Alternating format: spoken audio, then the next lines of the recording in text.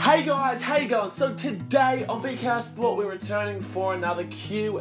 Now this was really fun last time, got a few insults, a few funny questions and stuff like that, so I thought let's do it again. Just a reminder though guys, if you do want to be a part of next week's Q&A, then you do have to go and like my Facebook page and comment on the post that we're making weekly with your questions. But let's get into it. If it wasn't for an annoying drum, would the Titans be higher on the NRL ladder? Nah. Throw your hands up if you think this guy's an idiot. Yeah! Do you buy these Neymar to Man U business? And if so, how do you think he would go?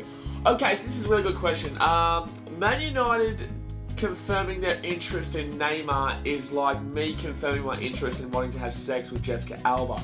It's not going to happen. Neymar to Man United, it's laughable. Why would anyone even think that it's possible?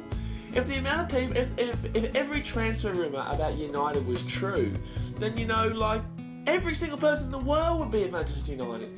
If it did go, then look, he'd be awesome because he's a quality player and he's young. But there is absolutely no truth whatsoever to Neymar going to United. Would Alan Howarth be a better negotiator than City's current directors? He seems to think so. Alan Howarth couldn't organise a route in a brothel. Will the Hayne experiment open up the NRL to more poaching by the NFL? A la Gaelic football and AFL. You know what? Yes, I do. Like, for example, Greg Inglis has been named that he could potentially go there. I don't think it'll happen, but it's definitely opening up the possibility to the NFL, seeing that there can be quality from Australia. There can be quality from our sports over here. We obviously know that rugby league pretty much already is like a little bit of a poaching sport. AFL does it. So, I reckon the NFL it'll open up a lot of opportunities for Australian stars, which is obviously to the detriment of our own game. Have you stopped laughing since LVG announced Fellaini will play up front for United? What? Fellaini up front? You are dreaming, son. What the hell is that about?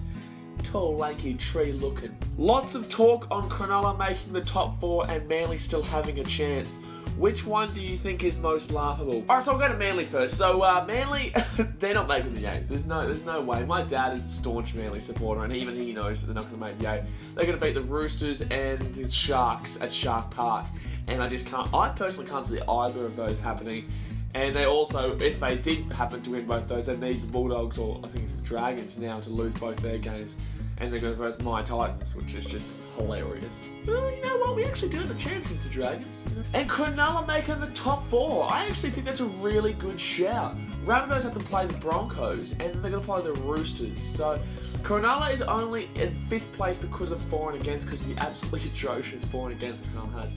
But I definitely think they'll make the top 4, and I'm really, really excited for them to make the top 4. Everyone, you all know that I support the Sharks just as much as the Titans, but I do support the Titans over the Sharks if it came to game day. But yeah, look, Sharks will make the top 4. They're going to play, this week it's Eels at Parramatta, and then next week it's Manly at Shark Park. Now, I actually give them a really good chance of winning both those games. Eels, I think, look, they did well against Manly last week, but I don't think they're going to back it up against Sharks who will be playing for a top 4 spot. And Manly will be gone by then. Manly won't have much to play for. I mean, I know Manly are the Sharks' kind of bogey side, but Sharks should prove too strong at Shark Park. So yeah, I think Sharks will make top 4. Why are you so gay? So this is actually a really good question for all the wrong reasons. Now, obviously it's asking why you're so gay. Now, I'm clearly not gay. I'm not gay at all. But I don't agree lately with how people insult people with the word saying you're gay. Now, I used to say it all the time, I've said it recently, but I'm starting to come to the conclusion it's really actually kind of hurtful to people who are homosexual. Like, I don't get it anymore. I think it's so derogatory, and yeah, I'm not a big fan of it now. Honestly, who do you rate as the best Legion drummer? Alright, look pal, I already answered your question. And I clearly am the best drummer. Calm down, Blaze. Alright, let's relax for a second. Okay, I'm sorry. Let's let the crowd decide. So let's put a picture of Dan up over here. And, okay, so if you like me as the best drummer, go wild. Alright, calm down. Yeah, alright. Shut up. Now, if you think that Dan is the best drummer, then yeah, let's go wild.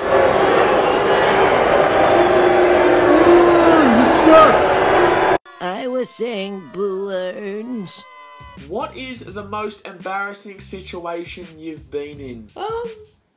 Alright, yeah, I've got one. So, you guys obviously know I go to Fiji quite a bit because my mum has a jet ski business over there. So, we lived on an island called Robinson Crusoe Island. We've moved off it since, but we used to live there. And I did fire dancing and all that sort of stuff, so I'd obviously wear the sulu, which is like basically a skirt in Australia or anywhere else.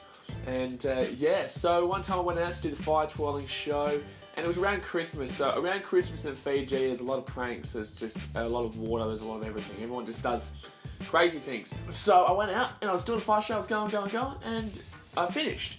And then you got a call to let the other person know that, yeah, look, I'm finished, so you come out. So I kept calling, I'm twirling, I kept calling, and this is a whole crowd watching it. I'm twirling, I'm like, yeah, come on. Anyway, they didn't come, the guy Lukey didn't come out.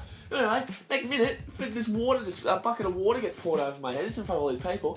One of the guys comes out and takes my stool off and runs with it. So I'm just standing there, my underwear, with my fire stick, thinking, what the hell just went on? So yeah, that would be the most embarrassing time, but pretty funny at the same time. Why do you support a shit club like Manchester City for? Let's have a look at the table. Oh, ooh, ooh, ooh, ooh, ooh, ooh, ooh, ooh, ooh, ooh, ooh, ooh, ooh, ooh. Premier League top 4 and last 3 prediction. So yeah, I did actually answer this question last week, but I didn't get into the video simply because it went on for way too long because I was just explaining all my answers. So I'm going to be quick bang, straight up, tell you exactly my top 4 and bottom 3 relegation.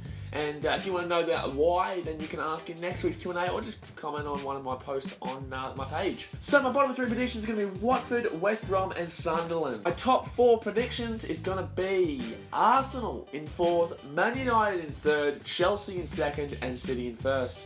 What is Man City's best transfer of the past 5 years, in your opinion? Oh, this is a really good question, Luke. Okay, so, best transfer of the past 5 seasons. Tell you what, it wasn't Stefan f***ing Savic. But this is a very, very hard question. You obviously got your Yayas, you got your Agueros. I can't go past those two, to be honest. Like, they've just been so pivotal. They've been so pivotal to us. I'd have to probably lean with Yaya. I know Aguero scored, obviously, the Golden Boot last season, and he won us the title. But Yaya is just such a key. It's so but Yaya is just so amazing. Like, every season, if he's not performing, we don't perform. If he performs, we perform. The point is that he is such a key to our success, and I don't think that we would have won that season without Yaya, and I don't think we would do well without Yaya. So as amazing as Kun is, because Kun is an incredible player, Yaya was our best signing. Alright guys, well that'll be it for today's Q&A. If you did enjoy it, please give it a big thumbs up. But obviously, yeah, if you want to be a part of next week's Q&A, then you have to go and like my Facebook page, which is in the description below. I've also got my Twitter there, my Instagram, Snapchat, all that sort of stuff. But yeah, if you want to be a part of next week's episode, then go and click on the Facebook page link. But yes, if you haven't subscribed, then go and click the subscribe button. If you're a sport fan, then go and click it. You're not going to want to miss what's coming up. But thanks for watching, guys. See you later.